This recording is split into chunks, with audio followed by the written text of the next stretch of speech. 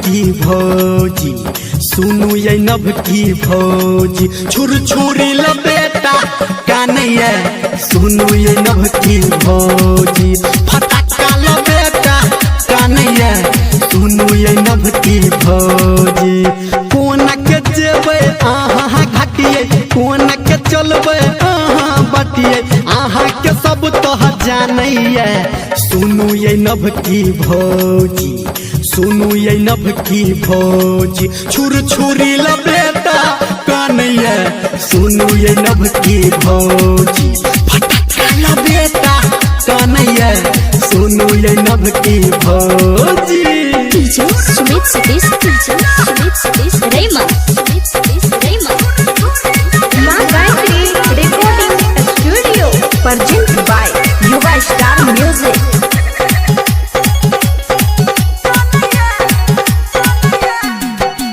अपने नया साड़ी पहिर न छिपे नैया ध्यानिए,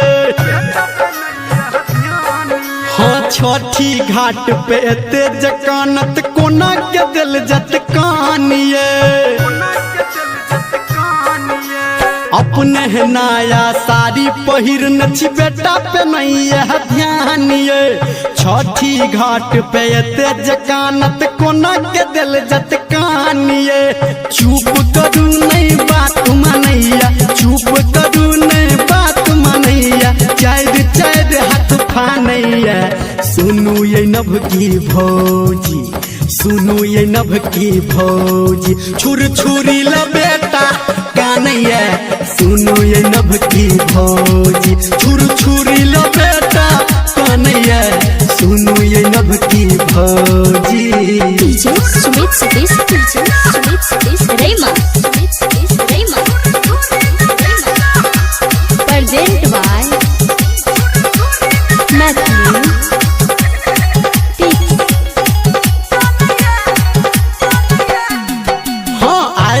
फैशन छोड़ के भौजी बेटा से करू न प्यारिए, हाँ उग गेलैया सूरज गोसाई अब तक करू विचारिए, ऐसन फैशन छोड़ के भौजी बेटा से करू न प्यारिए, उग गेलैया सूरज गोसाई अब तक करू विचारिए, धर्मेंद्र निर्मलिया कहे, राइटर राजा राजू कहे, बेटा ने आहा के मानैया, सुनू ये नभ की भौजी, सुनू ये नभ की भौजी, फटाका लपेटा कानैया, सुनू ये नभ की भौजी, छुर छुरी लपेटा कानैया, सुनू ये नभ की भौजी। किन दियो ने गोखनो।